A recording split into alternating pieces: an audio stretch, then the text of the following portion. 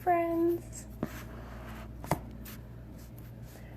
I just wanted to come on.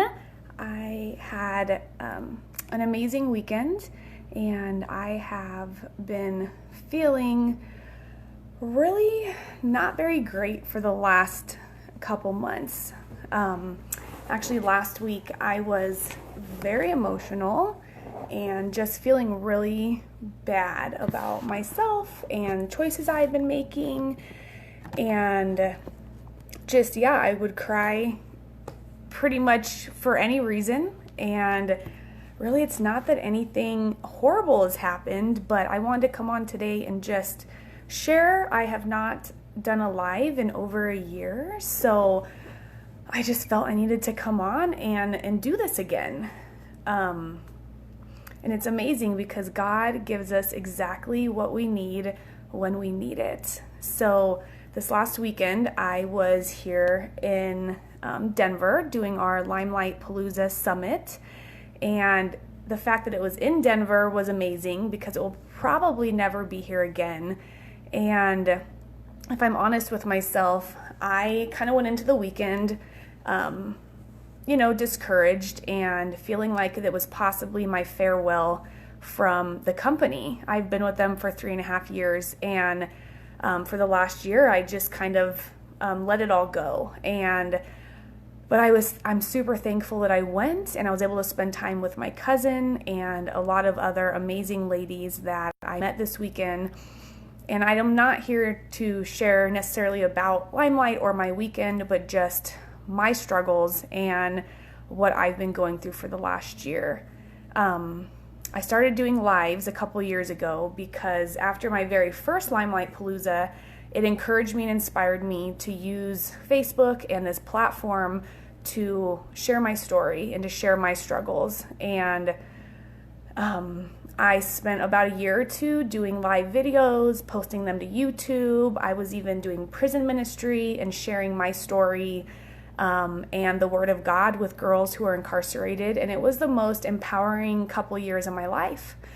But if I'm honest, the last year, I have really been struggling with my mental illness, with my addiction, and I've just been hiding behind it because I've been too scared to come on to do a live, and I've even pulled away from social media because I felt like it wasn't healthy for me. And so I want to come on here today and say that this weekend helped to inspire me, and it just helped me in so many personal ways. And so I just wanted to share a little bit about that.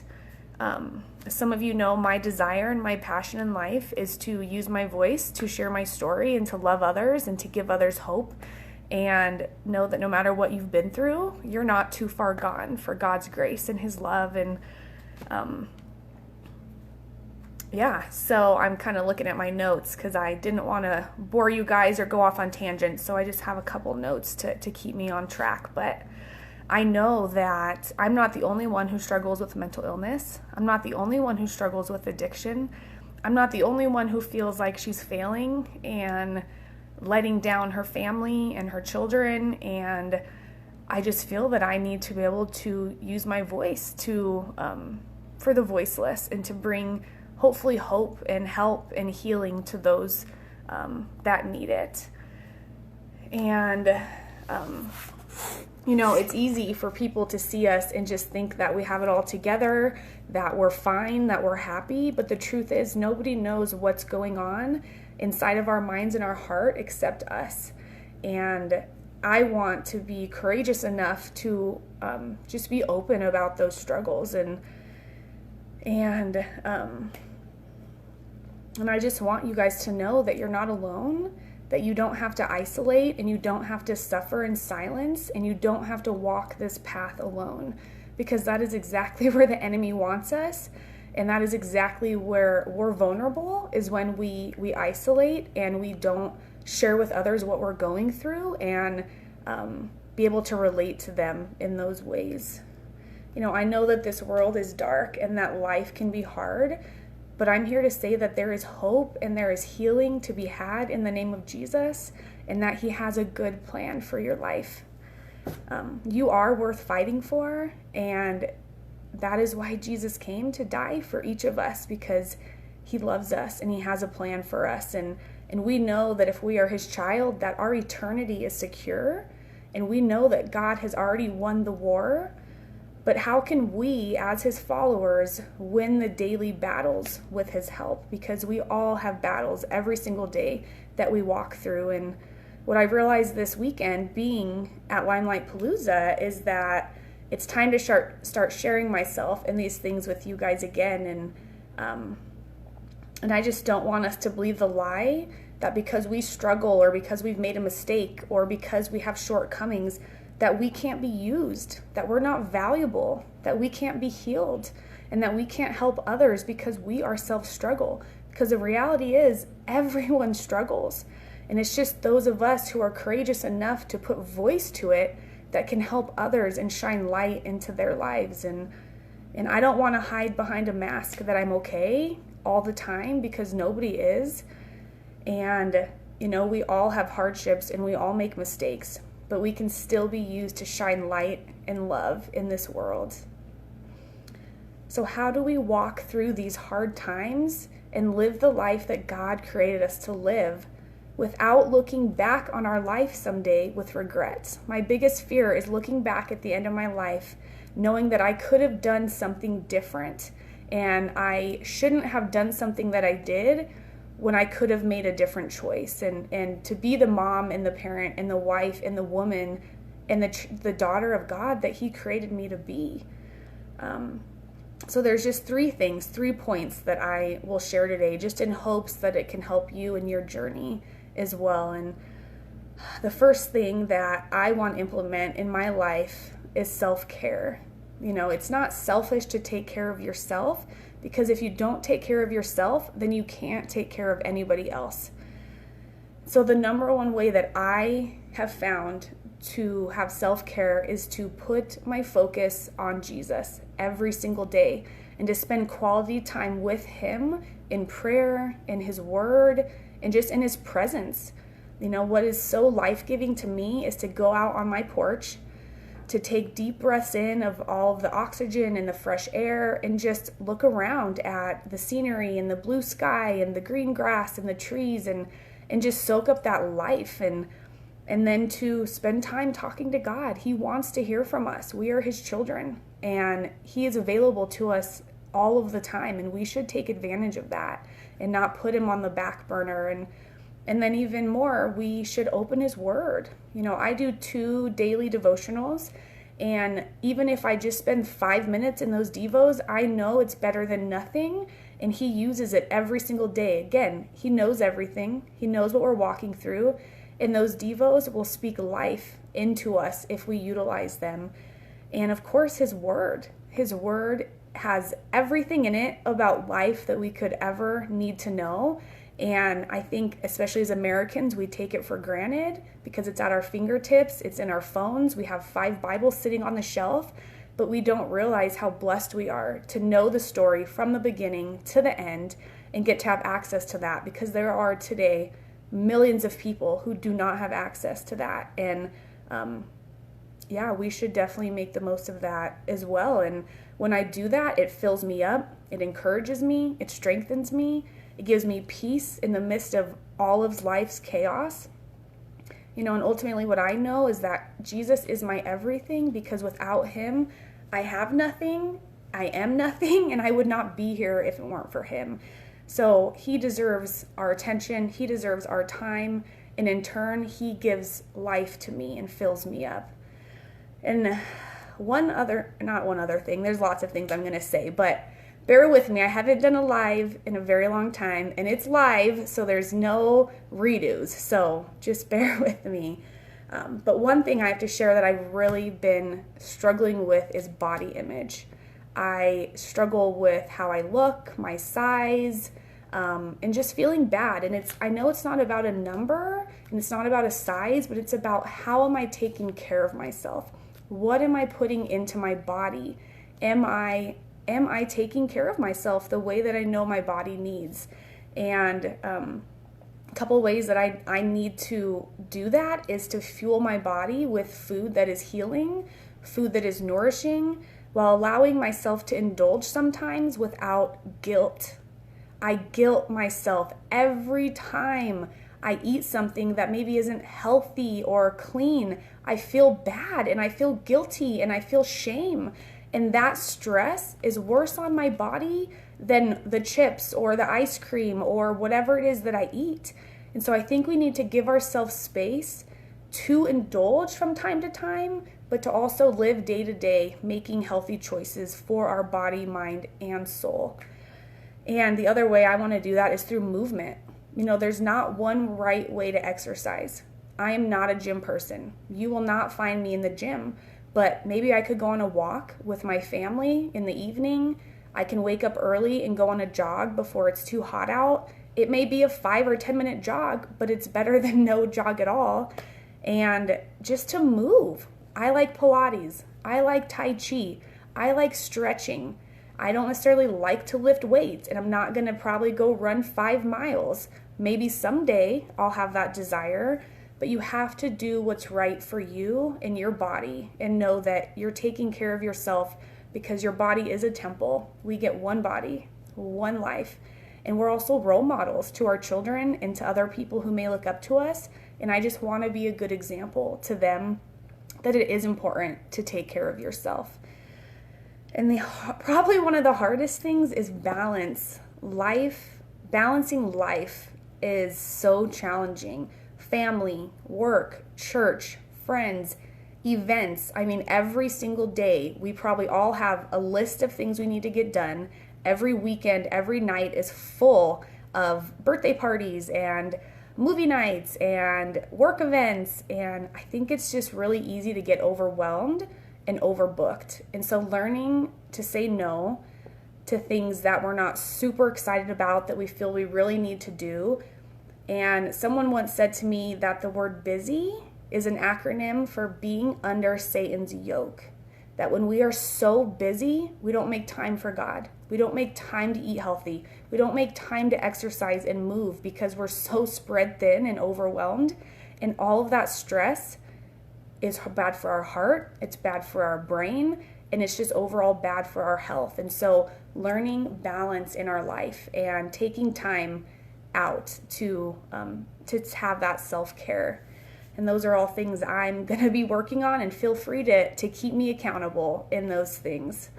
And so there was this amazing person this weekend who spoke at our summit. His name is Shawn Achor, and he writes about positive psychology and the science of happiness, and he was hilarious. He was so uplifting and amazing, and I highly recommend if you can watch his TED Talk or read any of his books, or also I guess he had a one-on-one interview with Oprah Winfrey, and he said that there are 2 parts to that, and most importantly probably is the second part where he talks about depression and the reality of mental illness and walking through those things. But I'd recommend watching both of those, and I still need to do that. But these things I'm going to touch on next, and then I will go ahead and finish up. They all come from his speech that he gave on Saturday on Friday, I think, at our summit. So a couple of things that he recommends doing is daily scanning for things that you're grateful for, and finding 3 new things every single day that you're grateful for. Not the same 3 things every day, but different things, because we get accustomed to thank you for this food, thank you for this water, thank you for this home and my family. That becomes very repetitive, but find 3 different things every day, and your happiness and just your well-being will increase exponentially. Let's see. And instead of looking at things like, oh, I've heard people say this all the time, so it's nothing new. Nothing I'm saying is new under the sun. But instead of, for me, looking at, oh, I have to clean the house today. Oh, I have to take my daughter to school and to dance, and I have to do this and that. But being thankful for those things and saying, I get to provide for my family. I get to take my daughter to work because I have a car and I have gas and I have legs and the ability and sight to drive my daughter to school. So to find the positives in our life, and it's hard to change mentally. It's hard to have a new mindset, but it is extremely vital in our lives to just be grateful and thankful for the big and the small things. And my big thing is I'm a very critical person. And so am I looking for mistakes, and am I looking for errors in other people and in the world? Or can I switch my mind to look for the joys and to look for the blessings and to look for the good in others? I mean, of course, my husband, it's the hardest for me to lift him up and encourage him because I'm so critical about everything he does wrong, and that breaks him down. And so my goal is to uplift him every day and thank him for everything that he does and provides and just the person that he is. And for me, I just can't get stuck in a negative mentality. I have to daily renew my mind over and over and take every thought captive to the Lord. And it is a battle. It's a daily battle, but there is hope that we can change and we can have a new mindset. And then pretty much the last thing that I'll touch on that Sean had talked about is the power of social connection with other people. We are social beings. We were created to be in relationship with each other. And when we invest in others and when we spend quality time with them, we perceive life's problems as less challenging. There was an example that Sean gave that if I'm standing at the base of a mountain by myself and I want to hike to the top, I'm going to perceive that as 10 to 20 times more challenging than if I was standing at the base of the mountain with somebody else and we were going to hike that hill together. So when we are walking through life and life's challenges with somebody by our side, it may be a spouse, it may be a friend, it may be a parent or a loved one. It doesn't really matter who it is, as long as that person is positive in your life. And then we view life as all of the challenges in life appear to be way less challenging. And I know that's true in my own mind. I can blow things up and I can overanalyze and get overwhelmed when I'm alone isolating. But when I spend time with God and with others, those things just kind of are lifted off of my shoulders, and I feel that weight being lifted. Being together is empowering and it's uplifting. And there's a reason the Bible says there is power in numbers, because there is. So we need each other. Something Sean said was social bonds and connections are the greatest predictor of resilience and happiness and optimism. And it's also a better predictor of life expectancy than obesity and smoking. So social connection is vital in our lives. So my encouragement to you is just to not isolate, to not suffer in silence. Reach out if you're hurting. And even if you're not, even if you're in a great place in your life, just continue to surround yourself with people who have similar values as you and who are going to help lift you up and encourage you. And at the same time, turn around and do the same thing for them. Don't be a life sucker. Don't be an energy sucker. Give life, pour life out, and you will be filled up in return. And send an email, an encouraging and thankful email. Sean said that if you do that for 21 days in a row, that it can really change your life. And we don't know what that 1 minute email, loving on someone else, it could be. For me, my first person I want to reach out to is my youth group pastor from 20 years ago, who helped walk me through some of the hardest days in my life and helped me to accept Jesus. And I could send him a 30-second email or message, and who knows where that's going to meet him, and if that's going to change his day, change his life, and just encourage him for whatever he's going through. And so it's really important for us to reach out to others and lift them up, because the reality of positive psychology is that when I encourage someone else, I'm in turn encouraged. When I love someone else, I in turn feel loved. And so when we pour into others, it fills us up as well. And I know that one of the hardest things is changing habits and behaviors and mindsets. And for me, just knowing that certain things I do aren't healthy and they aren't helpful to my life, But it is possible to change, and small changes will make big differences in your life. So don't feel that because you've been going this certain way and making these certain choices that you're stuck and that you can't make a change, because with God's help and with the support of others, change is possible. And changing behavioral habits can change your life. And I'm learning that, and it is a daily process.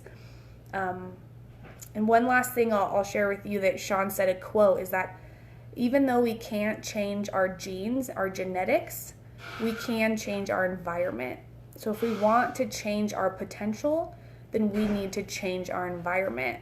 So whatever that means for you, I don't know. But it is clear to me that there are things I need to deal with in my own life and changes I need to make. And I just want to be able to share that journey with you guys. And I just thank you for listening to me today, and I love you. And just reach out to me if you need someone to talk to or want to follow up with this. And I will hope to see you soon. Peace and love.